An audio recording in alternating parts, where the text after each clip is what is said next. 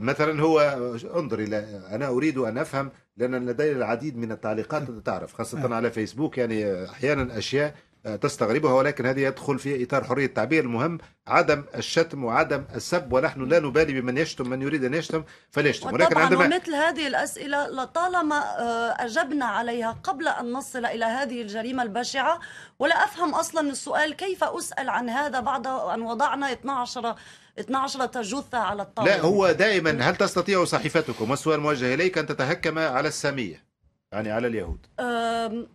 صحيفتنا يعني كانت، أنا أريد فقط أن أصحح شيئا قلته. صحيفتنا أعادت نشر رسوم الكاريكاتورية للرسول في 2006، ثم قامت بنشر عدد اسمه شريعة إبدو في 2011 تعرضت على إثره لحرق المقر. في 2006 كانت هنالك دعاوى قضائية رفعت ضد شارلي إبدو، ولم تتم محاكمة الجريدة. هذا معناه أن شارلي إبدو هي جريدة تحترم القانون الفرنسي.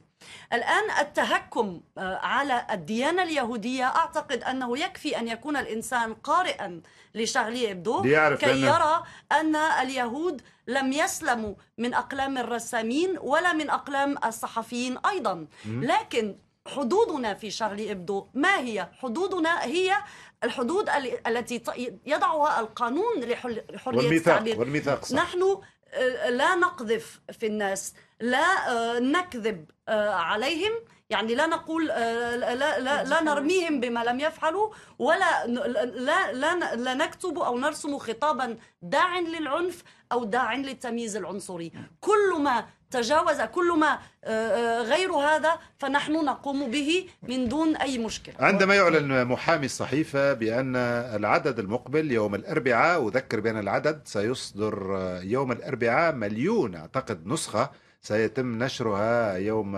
الأربعاء وبيعها يوم الأربعاء، مع رسوم كاريكاتورية للرسول ومع رسوم ساخرة. هذا ما قاله المحامي لفرنسا فو. لقد أنجزت العدد مع الزملاء قبل أن آتي إليكم فورا.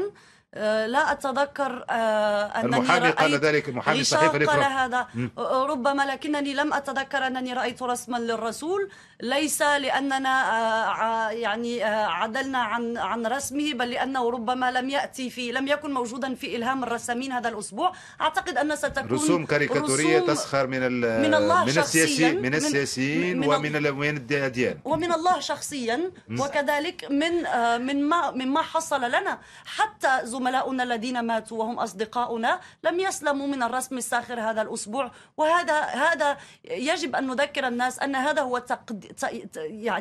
هو تقليد الصحافة الساخرة في فرنسا، وهو تقليد عريق في فرنسا. ونحن الآن لازلنا نقوم بمهمتنا، أي أننا نحاول أن نواجه هذه المأساة التي نعيشها بسخرية أيضا، وأن نظهر هذا في هذا العدد.